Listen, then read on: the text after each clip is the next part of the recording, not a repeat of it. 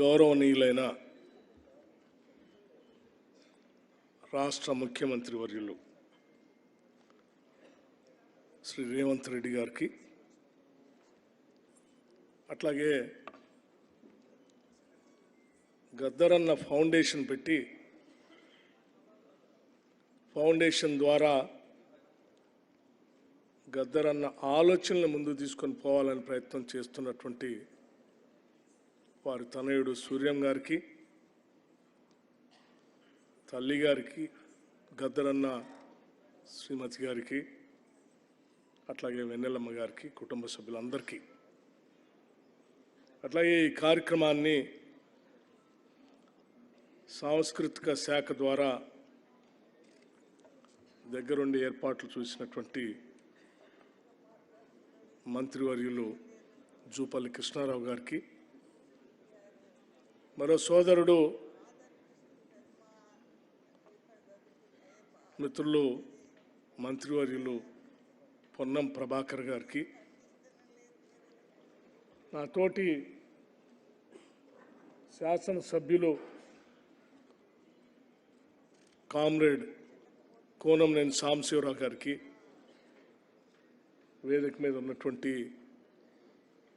మా యువజన నాయకుడు జిల్లా కాంగ్రెస్ కమిటీ అధ్యక్షులు అనిల్ కుమార్ యాదవ్ గారికి, అట్లాగే మనందరికీ సుపరిచితులు ఒక సామాజిక విప్లవం రావాలని ప్రజల్ని చైతన్యం చేస్తూ వారి మేధస్సుతో ముందుకు నడిపిస్తున్నటువంటి పెద్దలు కంచి ఐలయ్య గారికి, ప్రజాగాయకుడు గద్దరన్నని సంపూర్ణంగా అర్థం చేసుకొని సమసమాజ స్థాపన కోసం తన జీవితం మొత్తాన్ని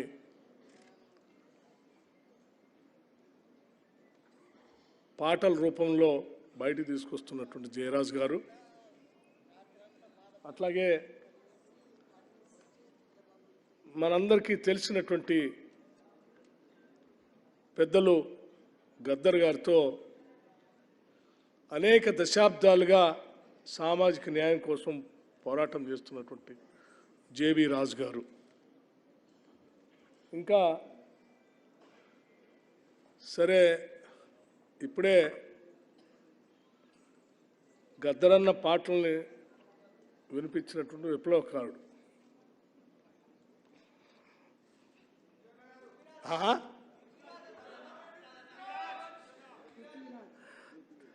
పృథ్వీరాజ్ గారికి, వేదిక మీద ఉన్నటువంటి మా జిల్లా కాంగ్రెస్ కమిటీ అధ్యక్షుడు శంకర్ నాయక్ గారికి, ఇంకా ఇతర పెద్దలందరికీ, మేధావులు చాలామంది ఉన్నారు, ప్రగతిశీల భావాలు కలిగినటువంటి వ్యక్తులు చాలామంది వేదిక మీద ఉన్నారు. గద్దరన్న జయంతిని పురస్కరించుకొని ఈరోజు రాష్ట్ర ప్రభుత్వం, ముఖ్యంగా ముఖ్యమంత్రి గారు ఈ జయంతి కార్యక్రమాన్ని అధికారికంగా రాష్ట్ర ప్రభుత్వం తరఫున చేయాలని చెప్పి ఆలోచన చేసి జియో ఇచ్చి అధికారికంగా నిర్వహిస్తున్నటువంటి ఈ సందర్భంలో కార్యక్రమానికి చేసినటువంటి గద్దరన్న అభిమానులకి, ఆయన ఆలోచనలు ముందుకు తీసుకుని వెళ్ళాలని ఆలోచిస్తున్నటువంటి స్నేహితులకి, పాత్రికేయ మిత్రులకి అందరికి కూడా ముందుగా నా హృదయపూర్వకమైనటువంటి నమస్కారాలు తెలియజేస్తూ, గద్దరన్న గురించి మధు యాష్కి గౌడ్ గారు ఆయన ఆలోచనల్ని పరిపరి ప్రాంతాలకు ఏ రకంగా తీసుకెళ్లాలో కూడా దగ్గరుండి తీసుకెళ్ళినటువంటి సోదరులు మధు యాష్కి గౌడ్ గారు, అట్లాగే మీ అందరికీ నా నమస్కారాలు తెలియజేస్తూ ఉన్నాను. ముందుగా గద్దరన్న జయంతి చేయటం అంటే ఏదో ఆయన బర్త్డే సెలబ్రేషన్ చేయటం కాదు. గద్దరన్న ఆలోచనల్ని, గద్దరన్న భావజాలాన్ని, గద్దరన్న ఈ సమాజంలో ఏ మార్పు రావాలని కోరుకున్నాడో ఆ మార్పు కోసం చేస్తున్న కార్యక్రమం ఇది. ఈ రాష్ట్ర ప్రభుత్వం గద్దరన్న ఆలోచనలు ముందుకు తీసుకొని పోవటం కోసం, ఆయన భావజాలాన్ని అమలు చేయటం కోసం ఈ రాష్ట్ర ప్రభుత్వం అధికారికంగా ఆయన జయంతి కార్యక్రమాన్ని చేస్తూ ఉంది. ఇది చాలా గొప్ప విషయం. ఎందుకంటే పాలకులు, ప్రభుత్వాలు ఎప్పుడు కూడా సమాజంలో ఉన్నటువంటి సమస్యలపైన పెద్దగా దృష్టి సారించకుండా రకరకాలైనటువంటి వారి సొంత స్వలాభం కోసం పనిచేస్తున్నటువంటి ప్రభుత్వాలు మనం చూసాం గతంలో. కానీ అటువంటి ప్రభుత్వాలకు భిన్నంగా ఈరోజు సమసమాజ స్థాపన కోసం గద్దరన్న చేసిన ఆలోచనలు అమలు చేయటం కోసం ఇందిరమ్మ రాజ్యం ముందుంది అని చెప్పడం కోసం ఈరోజు గద్దరన్న గారి ఆలోచనలు తీసుకొని పోవడం జయంతి కార్యక్రమాలు చేస్తూ ఉన్నాం. ఈరోజు ఇందిరమ్మ రాజ్యం అధికారంలోకి రావటానికి గద్దరన్న గారి కృషి కూడా ఉంది. కొద్ది కాదు, బాగా ఉంది. ఈ రాష్ట్రం ఏర్పడటానికి ఆయన కృషి ఉంది. నాకు తెలిసి ఆయన రాసినటువంటి పాట, ఎంతమంది పోరాట యోధులు మేము తెలంగాణ కోసం పోరాటం చేశాం, చావు నోట్లో తలకాయ పెట్టి బయటకు వచ్చాం, నా వల్లే వచ్చిందని చెప్పుకునే నాయకుల కంటే ఎక్కువ ఆయన ఒక్క పాట రాసి డాయస్ ఎక్కి అడిగేస్తూ ఆ పాట పాడితే రాష్ట్రంలో ఉన్నటువంటి ప్రజానికం మొత్తాన్ని కదిలించింది. ఆ పాట పొడుస్తున్న పొద్దు మీద నడుస్తున్న తెలంగాణ ఆయన నడిపించాడు. ఆయన కదిలించి నడిపిస్తూ ఉంటే దాంట్లో ముందు నిలబడి ఇదంతా నేనే నడిపిస్తున్నా అని చెప్పి చాలామంది నాయకులు అనుకొని నా వల్లనే తెలంగాణ వచ్చింది అనుకున్నారు. కాదు, ఆయన సమాజాన్ని కదిలిస్తే, ఆ సమాజం పోరాటం చేస్తే ఆ పోరాటాన్ని గుర్తించి కాంగ్రెస్ పార్టీ తెలంగాణ రాష్ట్రాన్ని ఇచ్చింది. ఆయన తీసుకొచ్చినటువంటి విధానం కానీ చెప్పారు మన జయరాజ్ గారు ఇప్పుడే. ముఖ్యమంత్రి గారు సరే కొన్ని అర్జెంట్ అవసరాలు ఉన్నాయి, నేను కొద్దిగా మీరు మన్నించాలి, కొద్దిగా సమయం ఎక్కువ తీసుకుంటా, ఒక 5 నిమిషాలు.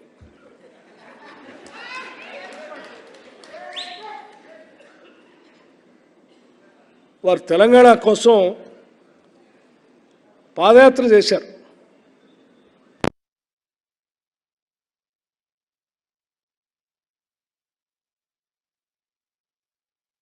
ఆయన పాదయాత్ర చేశాడు, చేసి పెద్ద ఎత్తున తెలంగాణ సమాజాన్ని కదిలిచ్చాడు, నడిపించాడు కూడా. సకల సమస్యలకి పరిష్కారం, తెలంగాణ ప్రజలు ఎదుర్కొంటున్నటువంటి సకల సమస్యల పరిష్కారం ప్రత్యేక తెలంగాణ రాష్ట్రం అని సంపూర్ణంగా నమ్మి ఆ ప్రత్యేక రాష్ట్రం కోసం ఆయన నడిచాడు, ఆడాడు, పాడాడు. అందుకే తెలంగాణ వచ్చింది. అలా వచ్చిన తెలంగాణ రాష్ట్రం ఏర్పడిన తర్వాత అదే గద్దరన్న ఈ రాష్ట్ర ముఖ్యమంత్రి ఇంటి ముందు నిలబడి, ఎండలో నిలబడి 3 గంటలు పైబడి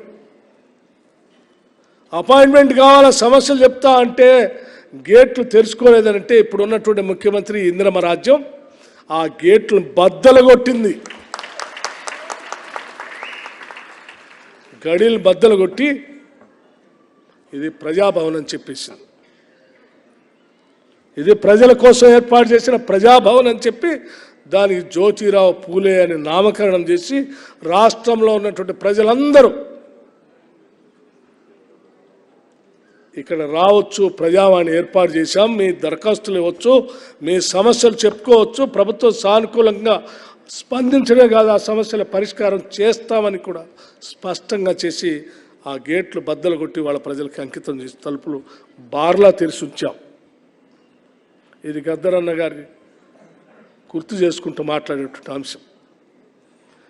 నాకు గద్దరన్న గారికి చాలా సన్నిహిత సంబంధం ఉంది. రాష్ట్ర కాంగ్రెస్ నాయకత్వం ఆ రోజు పిసిసి ప్రెసిడెంట్గా రేవంత్ రెడ్డి గారు, ఏఐసిసి ఇన్ఛార్జిగా ఉన్నటువంటి మాణిక్రావు ఠాకరే గారు అందరూ కలిసి తెచ్చుకున్న తెలంగాణ రాష్ట్రం బందీ అయిపోయింది, ఈ బందీకానాల నుంచి దీన్ని విడిపించాలి, తెలంగాణ సమాజం కన్న కలల్ని నిజం చేయాలంటే దాన్ని అర్థం చేసుకున్నటువంటి ఇందిరమ్మ రాజ్యం కాంగ్రెస్ పార్టీ అధికారంలోకి వస్తేనే వాళ్ళ సమస్యలు పరిష్కారం అవుతాయి. ఆ సమస్యల పరిష్కారం కోసం వాళ్ళ కోసం మనం ఇందిరమ్మ రాజ్యాన్ని తీసుకొని రావాలి. ఈ రాష్ట్రంలో కాంగ్రెస్ పార్టీ కోసం కాదు, ఈ రాష్ట్ర ప్రజల కోసం మనం కాంగ్రెస్ ప్రభుత్వాన్ని ఇందిరమ్మ రాజ్యాన్ని తీసుకొని రావాలని చెప్పి ఒక ఆలోచన చేసి కార్యక్రమాన్ని చేపట్టాం. ఓ పక్కన ముఖ్యమంత్రి గారు, ఇప్పుడున్నటువంటి ముఖ్యమంత్రి గారు పిసిసి ప్రెసిడెంట్గా సభలు సమావేశాలు పెద్ద ఎత్తున పెట్టుకుంటూ వారు ప్రయత్నం చేస్తూ ఉంటే సిఎల్పి లీడర్గా నన్ను ఆదిలాబాద్ నుంచి ఖమ్మం వరకు పాదయాత్ర చేయమన్నప్పుడు గద్దరన్న ఆ పాదయాత్రకు నామకరణం చేసింది ఆయనే. పీపుల్స్ మార్చ్ అని పేరు పెట్టింది ఆయన. దానికోసం పాట రాసింది ఆయనే. వయసు సహకరించకపోయినా తన జీవితం మొత్తం అడవిలో ఉన్నటువంటి బిడ్డల కోసం, అణగారిన వర్గాల కోసం, అసమానతతో ఇబ్బంది పడుతున్నటువంటి ప్రజల కోసం నా జీవితం మొత్తం అంకితం చేశాను. చివరి దశలో ఉన్నాను. ఒక్కసారి వాళ్ళందరినీ కలిసి పలకరించాలి. నేను ఎక్కడెక్కడో మారుమూలలో ఉన్నటువంటి అడవి ప్రాంతాల్లో ఉన్న గూడాలు నేను అజ్ఞాతవాసం అక్కడ ఉండి పనిచేశాను. వాళ్ళని కూడా కలవాలి, నీ పాదయాత్రలో నేను కూడా నడుచుకుంటూ వస్తాను అక్కడి నుంచి అని చెప్పి అక్కడి నుంచి పాపం ఖమ్మం వారికి నడిచారు. వారు కూడా ఆరోగ్యం సహకరించిపోయిన మండు టెండలు కలిసిన పరిస్థితి దగ్గర పాత జ్ఞాపకాలు, ఆయన పాడిన పాటలు, ఆయన కలిసిన స్నేహితులు, ప్రజలు చెప్పిన సమస్యలు అన్నీ చెప్తూ ఒక మాట చెప్పాడు మా అందరికి.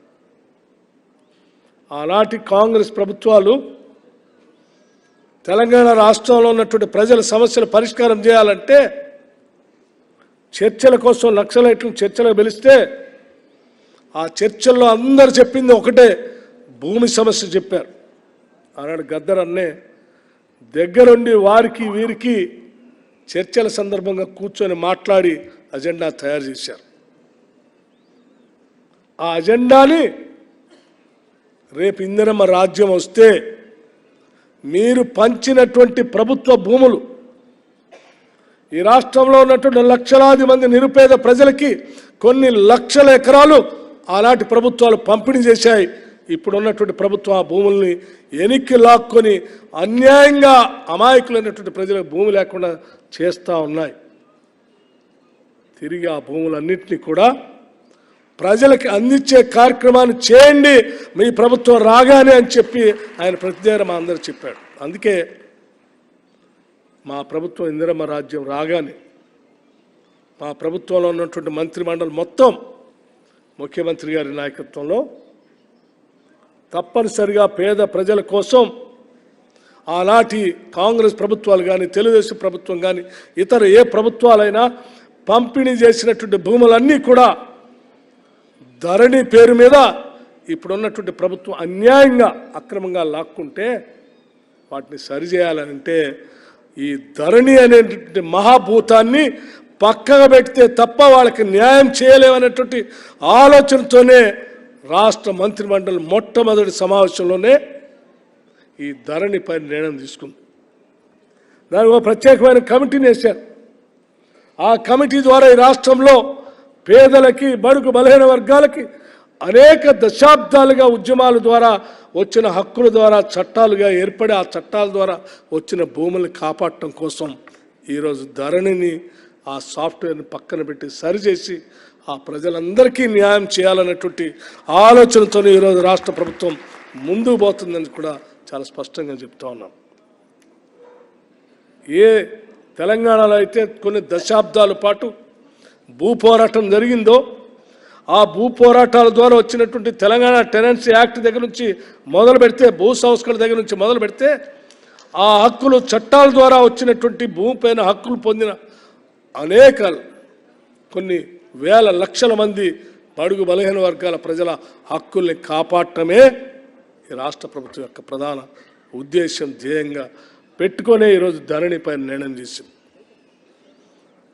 అలా ప్రజల కోసం నిర్ణయం చేస్తే యాబ్సెంటీ ల్యాండ్ లార్డ్స్ కోసం ఏ భూములను అయితే మేము ప్రజలకు పంచామో తిరిగి ఆ భూములన్నింటినీ కూడా యాబ్సెంటీ ల్యాండ్ లార్డ్స్కి మళ్ళీ పంచాలి, వాళ్ళకే హక్కులు కల్పించాలనేటువంటి ఆలోచనతో ధరణి అనే సాఫ్ట్వేర్ తీసుకొచ్చి లక్షలాది ఎకరాలని యాబ్సెంటీ ల్యాండ్ లార్డ్స్కి అప్పచెప్పి వాళ్ళది హక్కులను కల్పించి వాళ్ళ పాస్బుక్లు ఇస్తే పాప అమాయకులైన తెలంగాణ ప్రజలు నష్టపోయారు. న్యాయం చేయటం కోసం రాష్ట్ర ప్రభుత్వం ఇప్పుడు ప్రయత్నం చేస్తూ ఉంటే వాళ్ళు ఏ భూస్వాములు ఏ యాబ్సెంటీ ల్యాండ్ లార్డ్స్ కోసం వాళ్ళ కోసం పోరాటం చేస్తూ ఉంటారు. తెలంగాణ ప్రజల కోసం ఈనాటి ఇందిరమ్మ రాజ్యం పనిచేస్తాం. ఇది ఆనాటి ప్రభుత్వానికి ఈనాటి ప్రభుత్వానికి ఉన్న తేడా. ఈ ఆలోచన ఒక్కటి చాలు గద్దరన్న ఆలోచనల్ని అమలు చేయటం కోసం ఇందిరమ్మ రాజ్యం ముందుకు పోతుందని చెప్పడానికి. గద్దరన్న చెప్పిన ప్రతి అంశాన్ని సమసమాజ స్థాపన కోసం కానీ లేకపోతే చాలామంది గద్దరన్నని తెలంగాణలో మెదక్ జిల్లాకో ప్రాంతానికో లేకపోతే ఒక వర్గానికో పరిమితం చేయడం కోసం కూడా చాలామంది ప్రయత్నం చేశారు. నాకు తెలిసి గద్దరన్న తెలంగాణ రాష్ట్రంలో పుట్టడం మనందరి అదృష్టంగా నేను భావిస్తా ఉన్నాను. అతను విశ్వమానవుడు, అతను కులాలకి మతాలకి ప్రాంతాలకి అతీతుడు. అతను ప్రపంచవ్యాప్తంగా ఉన్నటువంటి పేదలు తాడితులు బాధితులు అందరి కోసం ఆలోచన చేసి రాసిన గొప్ప తాత్వికుడు. అటువంటి తాత్వికుడు ఒక శతాబ్ద కాలంలో ఈ దేశంలో ఇంతవరకు పుట్టలే. అలా పుట్టినటువంటి మహానుభావుడు అది తెలంగాణలో మన ప్రాంతంలో పుట్టడం మనందరూ అదృష్టంగా మేము భావిస్తూ ఉన్నాం. ఆయన ఆలోచనల్ని, ఆయన భావజాలాన్ని, ఆయన పుస్తకాల్ని, ఆయన రచనల్ని, ఆయన పాటల్ని అన్నింటినీ బతికిస్తాం.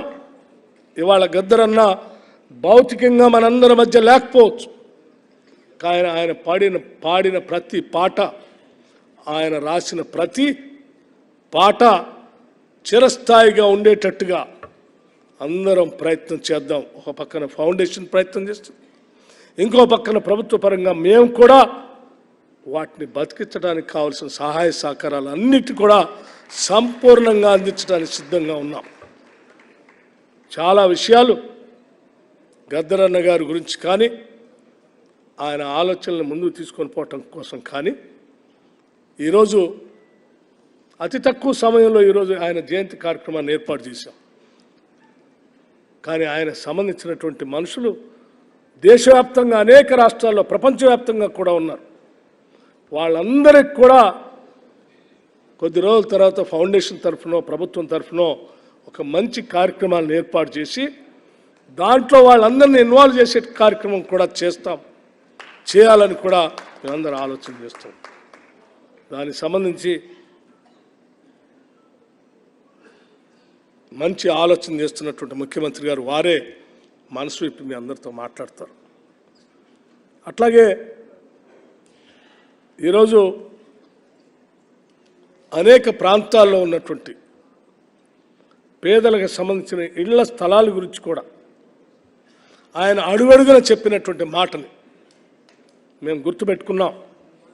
ఈరోజు కాంగ్రెస్ పార్టీ ఆధ్వర్యంలో ఇందిరమ్మ రాజ్యంలో ఇల్లు లేనటువంటి ప్రతి పేద కుటుంబానికి ఇల్లు ఇవ్వాలనేటువంటి ఆలోచన కూడా ఈరోజు రాష్ట్ర ప్రభుత్వం చేస్తాం. చదివించడానికి కావాల్సిన కార్యక్రమాలు చేస్తాం. ఆయన ఆలోచనల్ని సంపూర్ణంగా అమలు చేసేటువంటి కార్యక్రమంలో రాష్ట్ర మంత్రిమండలి మొత్తం రాష్ట్ర ముఖ్యమంత్రి గారి నాయకత్వంలో సంపూర్ణంగా మేమందరం ముందుకు తీసుకొని పోతామని, ప్రగతిశీల భావాలతో ఈ రాష్ట్రాన్ని ముందుకు నడిపిస్తామని, మాకు ఎటువంటి భేషజాలు లేవు. కేవలం అందరి ఆలోచన ఈ రాష్ట్రాన్ని ముందుకు తీసుకొని పోవటం ఎలా, ఈ రాష్ట్ర అభివృద్ధిని ఎట్లా తీసుకొని పోవాలి, ఈ రాష్ట్రాన్ని ప్రగతిశీల భావాలతో ఈ దేశంలో ఉన్నటువంటి మిగతా రాష్ట్రాలతోనే కాదు ప్రపంచంతో కూడా పోటీ పడేటట్టుగా ఈ రాష్ట్రాన్ని ముందుకు తీసుకొని పోవాలన్నది మా అందరి ఆలోచన. ఆ ఆలోచనలో మేధావులందరి ఆలోచనలు కూడా మేము పరిగణలో తీసుకుంటాం. గద్దరన్న గారి ఆలోచనలు కూడా తప్పనిసరిగా పరిగణలోకి తీసుకుంటామని చెప్పి మీ అందరికీ నేను సవినయంగా మనవి చేస్తూ ఈ కార్యక్రమాన్ని ఏర్పాటు చేయడం కోసం మిత్రులందరూ ముందుకు వచ్చేసినటువంటి వారందరికీ కూడా నేను ప్రత్యేకమైనటువంటి ధన్యవాదాలు తెలియజేస్తూ మరొకసారి సరే నేను రాష్ట్రంలో ఉప ముఖ్యమంత్రిగా ఉన్నప్పటికీ కూడా ఇంత పెద్ద మనసుతో మంత్రిమండలి మొత్తం ముఖ్యమంత్రి గారి నాయకత్వంలో ఒక నిర్ణయం తీసుకుని గద్దరన్న గారి జయంతిని ఒక అధికారికమైనటువంటి కార్యక్రమం చేయటం అంటే ఇది ఆషామాషి కార్యక్రమం కాదు. It's not an ordinary decision.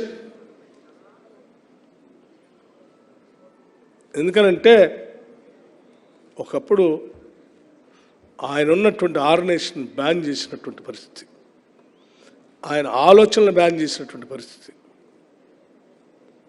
అటువంటి గద్దరన్న ఆలోచనల్ని సరే ఆయన రకరకాలుగా అంబేద్కరిస్ట్గా ప్రజాస్వామ్యవాదిగా రకరకాలుగా ప్రజాస్వామ్యాన్ని కాపాడాలని బాబాసాహెబ్ అంబేద్కర్ అందించిన రాజ్యాంగాన్ని కాపాడాలి ఆయన తీసుకొచ్చినటువంటి ఆలోచనలన్నింటినీ ముందుకు తీసుకొని చాలా గొప్ప నిర్ణయం ఈరోజు ఇందిరమ్మ ప్రభుత్వం తీసుకొని ఈ జయంతి కార్యక్రమాలు చేస్తూ ముందుకు పోతూ ఉంది. ఆయన అభిమానులందరికీ ఒకటే పిలిపిస్తూ ఉన్నాం, మీరు కూడా ఈ ప్రభుత్వంతో ఆయన ఆలోచనలు ముందుకు తీసుకుపోయే కార్యక్రమంలో మీరు కూడా మమేకం కండి, కలిసిపోదాం, కలిసి నడుద్దాం. ఏ సామాజిక తెలంగాణ నిర్మించాలని ఆయన కోరుకున్నాడో, ఏ ప్రగతిశీల భావాలు కలిగిన తెలంగాణ నిర్మించాలని కోరుకున్నాడో అది చేయడానికి ఈ ప్రభుత్వం సిద్ధంగా ఉంది. మీరందరూ కలిసి రావాల్సిందిగా నేను మీ అందరికీ విజ్ఞప్తి చేస్తూ సెలవు తీసుకున్నాను. జై Hind. Thank you very much.